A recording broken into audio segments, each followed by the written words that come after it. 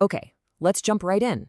Have you ever stopped to think that maybe, just maybe, truth isn't just, a concept? What if it's the actual foundation of reality itself? In this explainer, we're going to dive into this really powerful idea that everything real is built on truth, and anything that's not, well, it's just a distortion. Yeah, so let's explore that exact idea. Let's imagine a universe where truth is the one, unshakable foundation for everything that exists. All right, so to really get our heads around this, we've got to go back to the beginning. We need to understand the universe in its original state, a state that's grounded in one single incredibly powerful principle. And that brings us to this key term, the Arabic word haqq. Now, it translates to truth, but we're not just talking about telling the truth versus lying. It's so much deeper.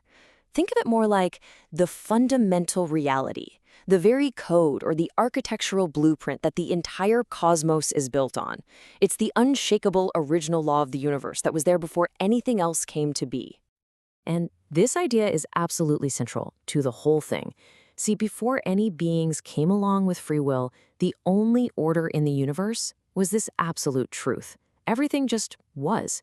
It all existed in perfect, natural alignment. But you know how it goes. That perfect alignment, it didn't last. It got disrupted. A whole new force entered the scene, and it started to cloud up that foundational reality. So what happened? Free will. The creation of beings like us, humans, and others like Shaitan or Satan changed the entire game. For the very first time, it was actually possible to choose against the truth. And that single act, that choice to go against the very green of reality, that's what gave birth to falsehood. And this is where we see this really fascinating contrast. You've got truth, haqq, which is original, it's self-sustaining, it just is. But then you have falsehood, batil, which is described as being, parasitic. It literally cannot exist on its own. And this quote just illustrates the whole tactic of falsehood perfectly. It needs something to stand on, right? So it works by twisting facts, grabbing little pieces of the truth, ripping information out of context, all to create this deceptive, warped story that looks real, but absolutely isn't. Okay, so this whole cosmic conflict between truth and falsehood, it isn't just some abstract philosophical thing. It plays out big time, right here in human history. And that brings us to the whole prophetic mission, which is basically framed as this grand project to restore and reestablish truth on Earth. But here's the thing, and it's a huge thing. If you want to understand this mission, there's one rule you absolutely cannot break. Context is everything. Seriously, if you just ignore the historical moment that all this stuff was happening in, the entire meaning just gets lost. Poof, gone. Let's take a real-world example. The chapter of the Quran called Surah Taghabun. Well, it was revealed during a time of just immense pressure. Picture this. The early Muslim community was reeling from a huge military setback. They were dealing with betrayal from the inside, enemies on the outside, and even new converts were getting pushback from their own families. It was tough. So, when you're in a situation like that, under that kind of intense pressure, it totally changes how you understand a concept like righteous deeds, right? I mean, a call for righteousness when you're literally fighting for survival means something completely different than it does when everything is peaceful and calm. Exactly. So for them, in that moment, a righteous deed wasn't just about personal piety, like praying more or being a good person in private. No way. It meant taking direct, concrete action to support the mission.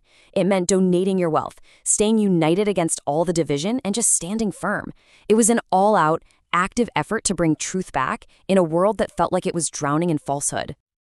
So you have this long historical struggle against falsehood, right? Well, it's all pointing towards an ultimate conclusion, a final event that acts like a giant cosmic reset button. And that brings us back to the name of that chapter, Taghabun. It's a term for the Day of Judgment, but the way it's framed is really interesting. It's not just about reward and punishment. It's about a great unveiling, a day when everyone finally sees what was real the whole time. Yeah, this day is presented as that one moment when all the built-up distortions, all the deceptions, all the layers of falsehood, they just get wiped clean. It's like the slate is wiped, revealing the pure, simple reality that was underneath it all along. And on this day, anything at all that isn't built on that solid foundation of haqq, of absolute truth, it just dissolves. It's gone. It's like all the noise, all the static, all of our own subjective filters just get switched off, and reality is restored to its original, crystal clear state. And really, this is what it all comes down to, the final scorecard, the ultimate revelation of who the real winners and losers are. And in this final accounting, success has absolutely nothing to do with how much money you had or your status. It's measured by one simple thing. How aligned were you with that ultimate, enduring reality? And that really leaves us with a final big question to think about. If truth is the ultimate reality and falsehood is just a distortion of it, then the great challenge of our lives really is figuring out how to navigate all the noise, all the competing claims, to find and hold on to the one thing that actually endures.